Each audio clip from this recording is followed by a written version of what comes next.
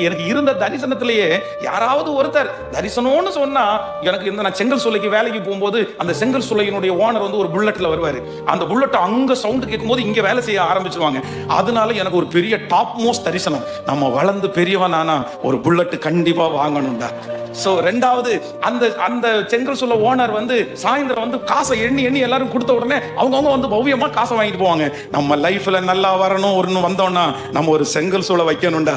எனக்கு இருந்த ரெண்டே தரிசனம், ஒண்ணு புல்லட் வாங்கணும், இன்னொன்னு செங்கல் சூளை வைக்கணும். ஆனா என்ன அழைச்ச தெய்வம், நீ அறியாததும் உனக்கு எட்டாததும், நீ அறியாததும் உனக்கு எட்டாததுமான பெரிய காரியத்தை.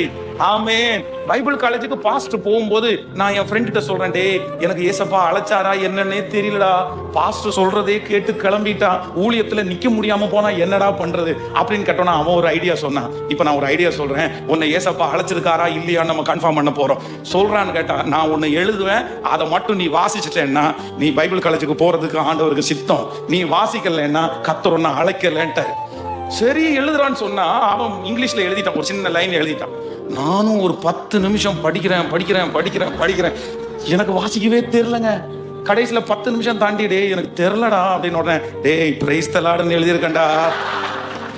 இந்த PRAISC அப்படின்றது எனக்கு வாசிக்க தெரியல. உடனே சொல்றேன், ஏன்னா பிரைஸ் தி லார்டே உனக்கு வாசிக்க தெரியல, நீ எல்லாம் பைபிள் காலேஜுக்கு போய் படிச்சு பிரசங்கம் பண்ணி பாஸ்டர் ஆகி என்னடா பண்ண போற? கலக்கத்தோட தடுமாற்றத்தோட நம்பிக்கையே இல்லாம எனக்கு அழைப்பு இருக்கா இல்லையா, நான் நிப்பேனா செய்வேனா, எப்படி என்ன நம்ப முடியும்? எனக்கு நம்பிக்கை இல்லை, என்ன சுத்தி இருக்கிறவங்களுக்கு நம்பிக்கை இல்லை. ஆனா நான் நம்புவேன், ஒரே ஒருத்தர் மட்டும் என்ன என்ன பண்ணினார் அப்படின்னு சொன்னாங்க. அவர் நம்பினார். அவர் நம்பின உடனே எனக்கு ஞானம் என்னை தேடி வந்துச்சு, ஜனங்களை நடத்த வேண்டியது எல்லாமே வந்துச்சு. இன்னைக்கு நான் திரும்பி பார்க்கிறேன். எங்க அம்மா நம்பலையே ஆண்டவரே, எங்க அப்பா நம்பலையே ஆண்டவரே, யாருமே நம்பலையே ஆண்டவரே. ஆனா அவர் மட்டும் நம்பிட்டாருன்னா, அவர் மட்டும் நம்பிட்டாருன்னா நமக்காக எதை வேணாலும் செய்வாரு.